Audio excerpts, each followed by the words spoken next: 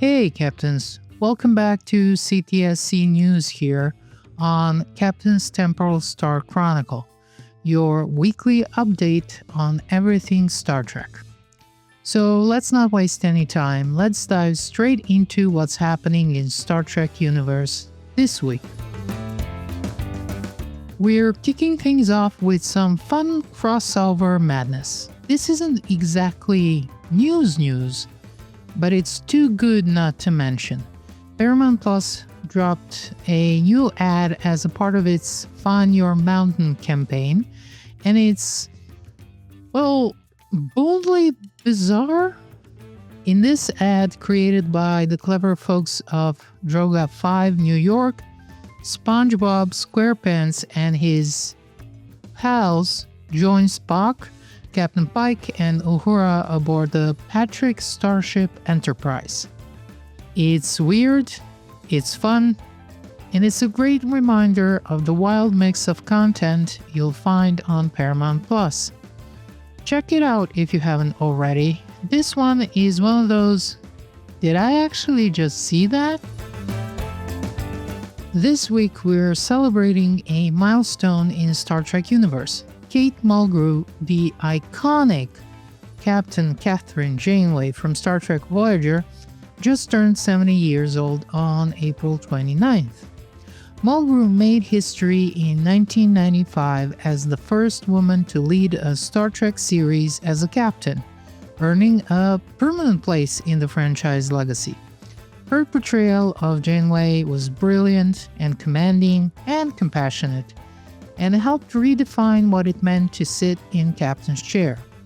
While she's had a long and diverse career across theater, film, and television, including roles in Mrs. Columbo, Cheers, and most recently on the Apple TV's Plus Dope Thief. It's her role in Voyager that really cemented her as a Trek legend. So, here's to Kate Mulgrew, our trailblazing captain, still boldly going at 70. Now for a bit of a downer, especially for collectors. Exo-6, known for their stunning 1:6 scale Star Trek figures, has temporarily paused direct shipments to the US due to the new American tariff rules. Starting April 20th, any packages from China or Hong Kong will be hit with a 120% tax or a minimum fee of $100 going up to $200 in June. Until shipping companies and customs clarify how this all plays out, all US orders are on hold. But international fans, you're still in luck. Pre-orders and purchases are still open for you. Here's what's coming soon. We have an announcement that Dr. Beverly Crusher from TNG is supposed to come in April. Spock from TOS The Cage somewhere in the second quarter of 2025. We have General Chang, Lieutenant Valeris, Captain Sulu. All should be dropping in third quarter of 2025. Boimler and Mariner also should be dropping in third quarter of 2025. Now these figures are known for their detail, real fabric uniforms, multiple accessories, and screen-accurate sculpts. You can see more of it and browse the lineup at exo6.com. Now let's move on to some good merch news. After years in development, the Wand Company has released their Star Trek The Original Series Tricorder replica, and it's been worth the wait. Originally, it was announced back in 2020. The replica is fully interactive with removable discs that mimic real TOS functions, environmental scans, logs, archives, you name it. Even better, it includes working sensors for temperature, radiation, humidity, and sound. It charges via USB-C, and you can even record your own logs. The minor downsides include a hinge that doesn't quite lock and a faux leather strap that might wear over time. The first 200 units sold out fast, but more are on the way via the Amazon UK. Okay, this one is awesome. As a part of the Halloween Horror Nights 2025, Universal Studios is launching a brand new Star Trek themed attraction, Star Trek Red Alert. Set aboard a recreated USS Enterprise D, the experience places you as a tourist on a shuttle visiting the ship until an alien light entity causes chaos on board. You'll explore iconic areas like engineering, sickbay, and the bridge, all while actors in alien makeup guide you through a unique storyline. Each tour features a different ensign leading the way, so no two experiences are the same. And yes, Quark's Bar and 10 Forward will be there, along with the themed merch. Right now, it's a limited time event, but fans are already hoping this becomes a permanent fixture. And now let's head over to the Star Trek Online. Things are heating up with the Tholian Trouble event, which launched on April 29th for PC. I think the console was supposed to get this on May 27th, but it was delayed. It's probably gonna be 1 week later, so around maybe June 3rd. You'll be rescuing Romulan ships in the Azure Nebula and defending the vault from the Tholian invasion.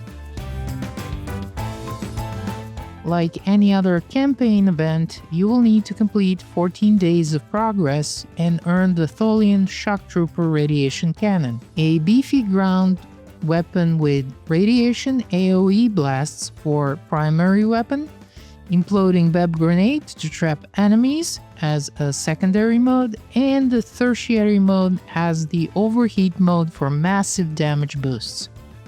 Once earned, it's the account-wide, so all your characters can gear up. You can also buy out the event if you want to skip the grind. I would suggest for all of you that are trying to finish the campaign event, yearly campaign event, to continue playing after you get the prize, because you will still be getting points until the end of the event. So every time you participate, you get closer to the final prize. But wait, that's not all. We also got a new lockbox ship, Echelon Intel Science Spearhead. It entered the Infinity Lockbox rotation on April 29th on PC. It was designed for intelligence gathering and cleansing. It's a variant of the Sagan class designed for intelligence gathering and fleet synchronization. It's perfect for captains who like tech-savvy science builds with a sneaky side. Some of the key features that I've seen online are 4-3 weapons layout. So we have subsystems targeting and cloaking, the Universal Console Tracer payloads that boosts crits and energy weapons damage, and the Starship Trait Persistence Hunters, which slows and disables enemy impulse or shields. Full specs include a solid hull, shield modifier, science-heavy console layout, and enhanced power bonuses. So it's a great little ship as far as I can see. It's sleek and smart and deadly. We also got a couple of small but welcome fixes this week. On April 30th, devs added a missing ship customization template for the Echelon Intel Science Spearhead. So if you were trying to give your new ride a fresh look but couldn't find the option, good news, it's there now. On May 1st, they fixed the issue that was preventing players from claiming rewards from the event campaign. So you should be able to grab your goodies without a problem. And also they toned down the overzealous penalty settings in the Azure Nebula Rescue TFO. Some players were being unfairly flagged and missing out on marks even after completing the mission. That's now been adjusted, so you'll get your well-earned rewards. Now let's move on. You need to level up that alt. You're in luck. Star Trek Online is running double XP weekend from May 2nd to May 6th. During this event, all content that grants skill points and expertise will give you a 100% bonus. That's double the usual amount. Whether you're running patrols, TFOs, or missions, it's the perfect time to grind some experience and power up your characters.